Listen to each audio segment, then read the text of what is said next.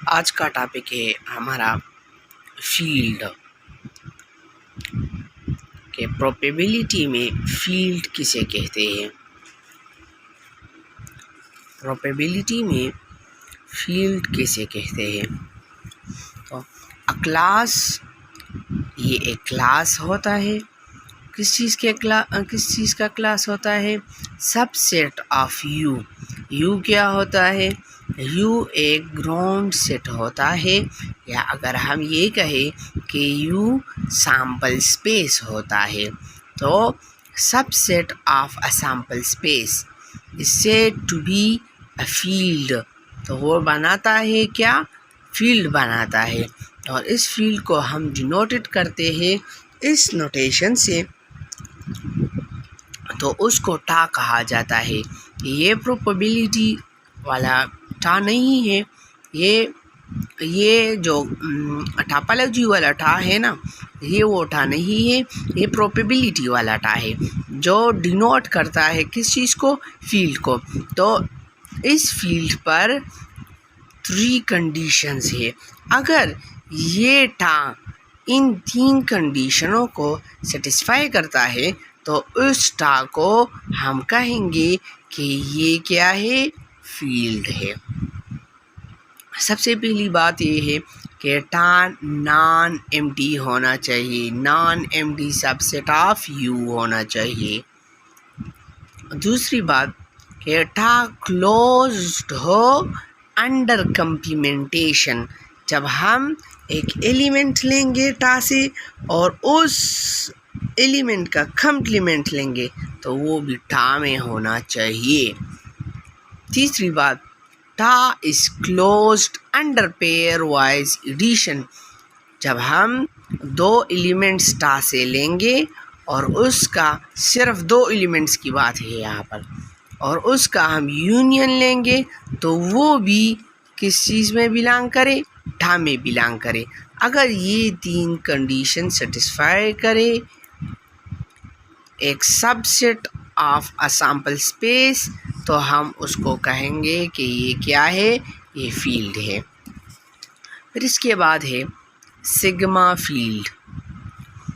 A field is called sigma field denoted by mu F. पहली जो 2 condition है इन दोनों को सेटिस्फाई करे, फिर इसके बाद इस तीसरी कंडीशन की जब हम कंप्लीमेंट लेंगे वो सेटिस्फाई करे। इसका क्या मतलब है? जब यहाँ पर सिर्फ कितने एलिमेंट्स हम ले सकते थे, या कितनी इवेंट्स अगर हम कह जाए तो हम सिर्फ 2 इवेंट लेते थे। यहाँ पर हम इनफाइनाइट इवेंट्स के यूनियन करेंगे और वो बिलोंग करेगा सिग्मा में, सिग्मा फील्ड में। तो हम उसको कहेंगे, अगर वो बिलोंग करे सिग्मा फील्ड में, तो हम उसको कहेंगे कि ये क्या है? सिग्मा फील्ड है। फिर इसके बाद कुछ रिजल्ट्स है कि फाई और यू टा में बिलोंग्स करे या ना करे, इसको प्रूफ करे। तो हमने प्रूफ करना है कि phi and tau belongs and phi and sample space belongs to tau. Proof ये है सिंस टा इज नॉन एम्प्टी। ये हमने कहाँ से पढ़ा है? ये हमने डिफिनीशन ऑफ फील्ड में पढ़ा है। फर्स्ट कंडीशन है तो हमने यहाँ पर लिखा है बाय 1।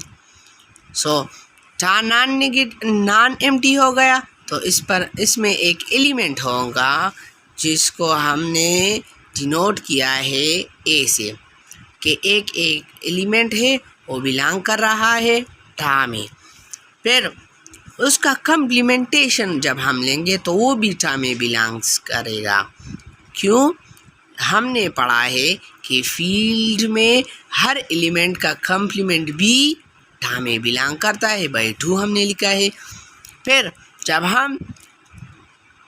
हमने एक प्रॉपर्टी पढ़ा है कि the union of the set and its complement equal to universal set. तो A union A complement belongs करेगा किस चीज़ में, ठा में।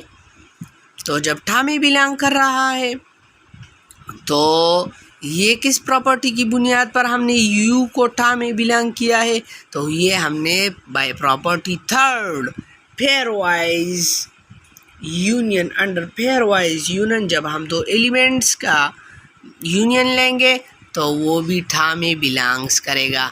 तो दिस इम्प्लाइज डेट हमने शो किया कि यू बिलोंग्स कर रहा है ठा में। फिर इसके बाद हमने फाइंड करना है कि क्या फाई ठा में बिलोंग करता है या नहीं। तो सिंस यू बिलोंग करता है ठा में, तो जब हम उसका कम्प्लीमेंट लेंगे तो वो भी बिलोंग करेगा किस चीज़ में, ठा में। क्यों, हमने पढ़ा है कि बाय कम्प्लीमेंटेशन हर एलिमेंट का कम्प्लीमेंट भी ज़रूर ठा में बिलोंग करेगा अगर वो फील्ड हो। सो यू फाई भी बिलोंग किया, फाई भी बिलोंग कर रहा है किस में, ठा में। और यू भी बिलोंग कर रहा है किस में, ठा में। तो हमने प्रूफ किया ये रिजल्ट। अब दूसरा रिजल्ट है, अगर एक फाइनाइट नंबर ऑफ एलिमेंट्स है वो बिलोंग्स कर रहा है ठा में, तो क्या उसका इंटरसेक्शन बिलोंग कर रहा है ठा में या नहीं, तो हमने प्रूफ करना है। सिंस गिवन है कि ए जे बिलोंग्स कर रहा है ठा में, तो उसका कम्प्लीमेंट भी बिलोंग करेगा ठा में, सही। जब हम उसके कम्प्लीमेंट का यूनियन लेंगे तो यहाँ पर तो ये n एलिमेंट्स है, तो क्या ये बिलोंग करेगा ठा में। यहाँ पर ज़रा मिस्टेक है, यहाँ पर ठा जे लिखा हुआ है।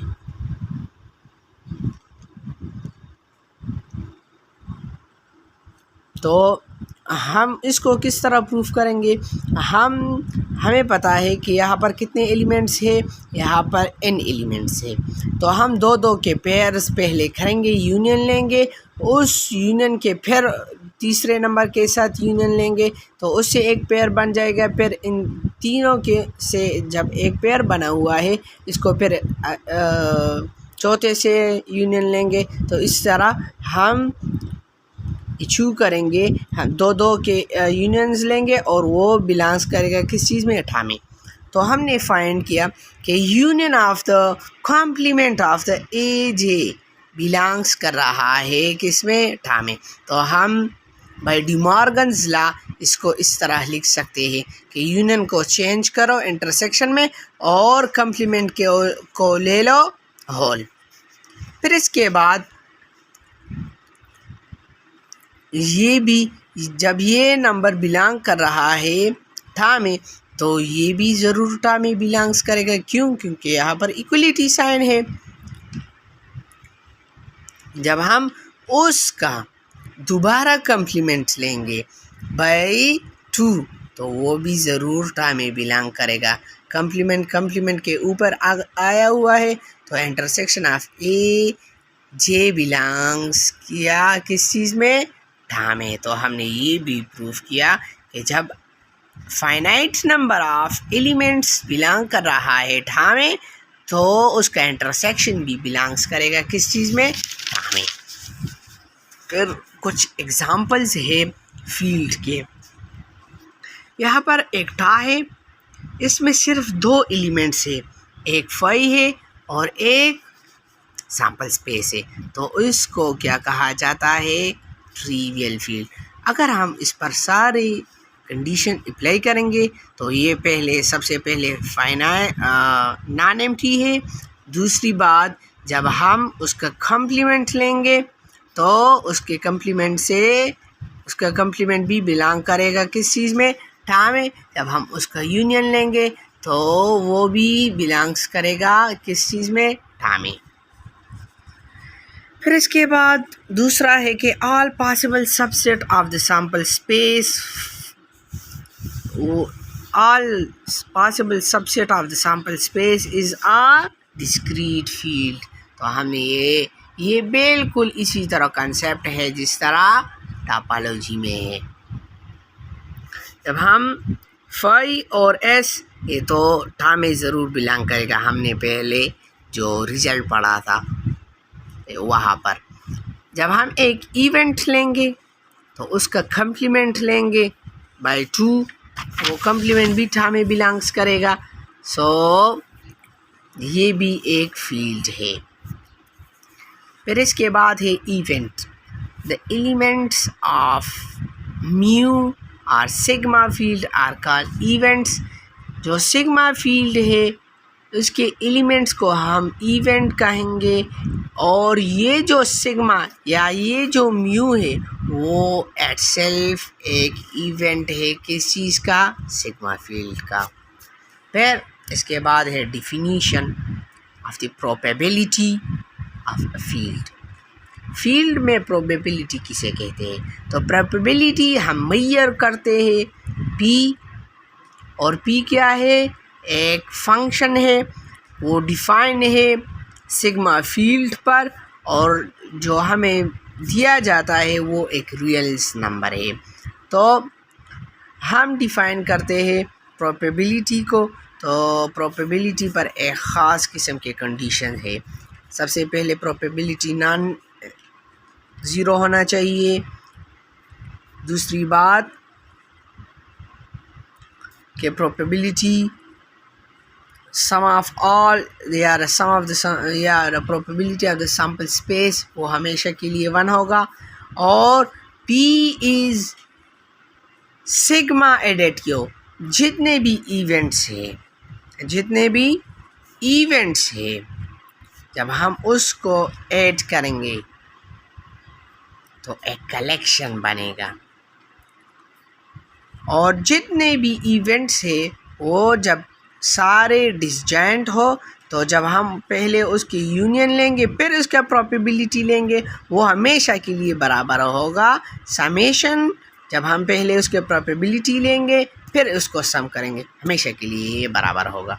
द ट्रिपल, जिस तरह ऑर्डर पेयर होता है इस तरह ये triple S mu and P is known as probability space. इसको क्या कहा जाता है, प्रोबेबिलिटी स्पेस। फिर इसके बाद है a sequence of events en where n greater than or equal to 0 is said to be increasing sequence। इस सीक्वेंस को हम कहेंगे इंक्रीजिंग सीक्वेंस। यहाँ पर जो सीक्वेंस है ये इवेंट का है, तो हम इस इवेंट को इंक्रीजिंग सीक्वेंस कहेंगे जब E1 लेस हो इससे, E2 से, E2 लेस हो E3 से, या E1 बिलोंग करेगा is a subset of E2, E2 belongs करेगा is a subset of E3, E3 belongs करेगा up to so on। और हम डिक्रीजिंग कहेंगे जब E1 is the superset of E2, E2 is the superset of E3 and to so on। बिल्कुल En एक increasing sequence of event है, तो हम एक नया इवेंट डिवेलप कर सकते हैं जब हम एक इनफाइनाइट इवेंट्स लेंगे, और तो वो इनफाइनाइट इवेंट्स हमेशा के लिए यूनियन ऑफ द इवेंट बनेगा। इसका मतलब ये है कि इंक्रीजिंग सीक्वेंस में एक इवेंट दूसरे इवेंट का क्या होता है, सबसेट होता है। तो ये इस तरह है। तो देख लिया, जब हम इन्फिनिटी को, जब n अप्रोच कर रहा है इन्फिनिटी को, तो ये सम अप होता है, सारे इवेंट्स क्या होते हैं, सम अप होते हैं। ये उसका एग्जाम्पल हो गया।